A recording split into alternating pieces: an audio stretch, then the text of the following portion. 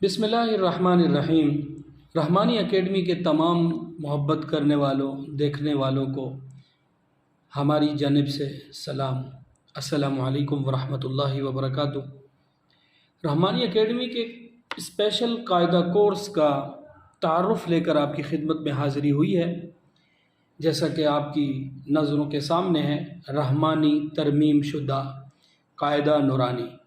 आपको दुनिया में बेशुमार कायदे मिलते हैं, मदनी कायदा, असद कायदा, नूरानी कायदा, लेकिन ये कायदा कायदा नूरानी है, यानी कि इसमें तरमीम है और बहुत ज़्यादा तरमीम है। आप इस सिलसिले को साथ लेकर चलते हैं तो इंशाअल्लाहुल अज़ीज़ आपको बहुत ज़्यादा मालूमात मिलती हैं, क्योंकि ये कायदा हमारा अपना लिखा हुआ है, हमारे घर का कायदा है। और इस कायदे में इंशाअल्लाह हम आपको इब्तिदा से लेकर इंतहा तक कायदे की जो मालूमात ज़रूरी है, जो अमली तजवीज़ कहलाती है, वो आप तक पहुंचाएंगे, ताकि आप अगर बच्चे हैं तो अपनी तिलावत को बेहतर कर सकें, या आप उम्र के किसी पड़ाव तक पहुंच गए हैं तो आपकी तिलावत बिल्कुल मज़बूत हो और उसके उसूल व ज़वाबित जो हैं आपके जहन नशीन कराए जाएं इस कायदे के रंगों के एतबार से।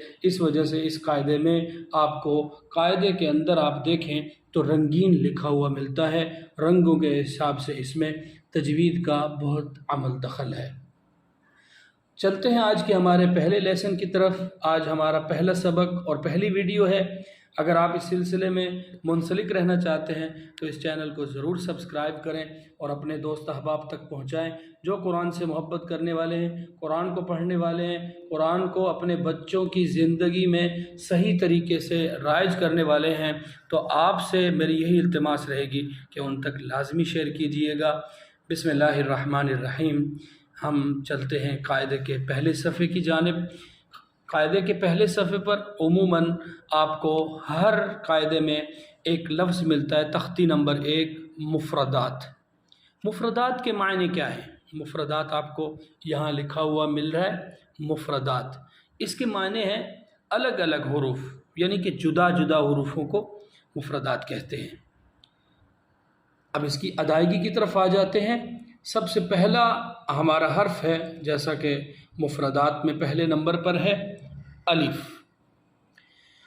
अलिफ़ को बहुत से तरीक़ों से पढ़ा जाता है, लेकिन इसका एक तरीक़ा सही है, बाकी सारे के सारे तरीक़े किसी न किसी तरीक़े से कमी का शिकार रह जाते हैं और किसी न किसी तरीक़े से गलती से भरपूर होते हैं।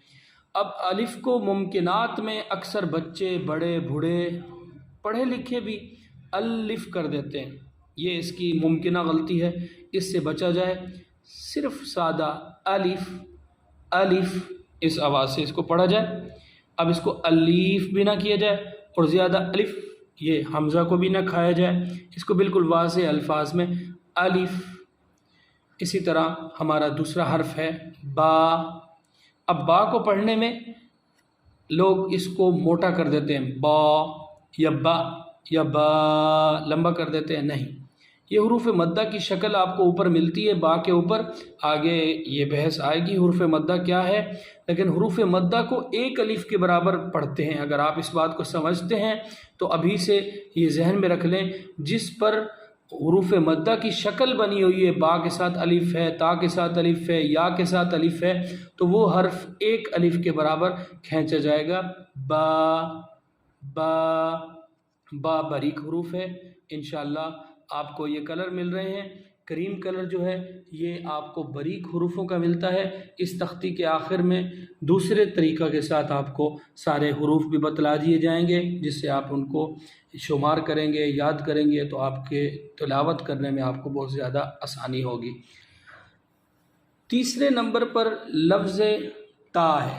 ता बारीक हुरूफ है, सही है।